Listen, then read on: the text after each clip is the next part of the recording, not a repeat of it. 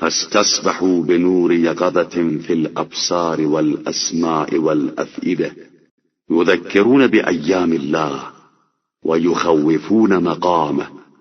اور انہوں نے اپنی بصارت، سماعت اور فکر کی بیداری کے نور سے روشنی حاصل کی ہے.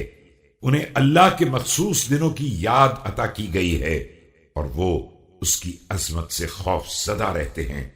بمنزلة الأدلة في الفلوات من أخذ القصد حمدوا إليه الطريق فبشروه بالنجاة ومن أخذ يمينا وشمالا ذموا إليه الطريق وحذروه من الهلكة. ان کی مثال بیابانوں کے رہنماؤں جیسی ہے کہ جو صحیح راستے پر چلتا ہے اس کی روش کی تعریف کرتے ہیں اور اسے نجات کی بشارت دیتے ہیں، اور جو داہنے بائیں چلا جاتا ہے اس کے راستے کی مذمت کرتے ہیں اور اسے ہلاکت سے ڈراتے ہیں.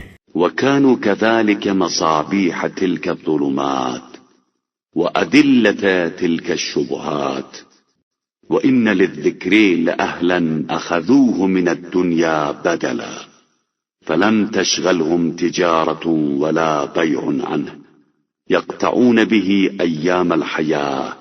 اور اسی انداز سے یہ ظلمتوں کے چراغ اور شبہات کے رہنما ہیں. بے شک ذکر خدا کے بھی کچھ اہل ہیں جنہوں نے اسے ساری دنیا کا بدل قرار دیا ہے، اور اب انہیں تجارت یا خرید و فروخت اس ذکر سے غافل نہیں کر سکتی ہے.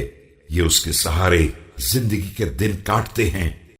ويهتفون بالزواجر عن محارم الله في أسماع الغافلين ويأمرون بالقسط ويأتمرون به وينهون عن المنكر ويتناهون عنه فكأنما قطعوا الدنيا إلى الآخرة وهم فيها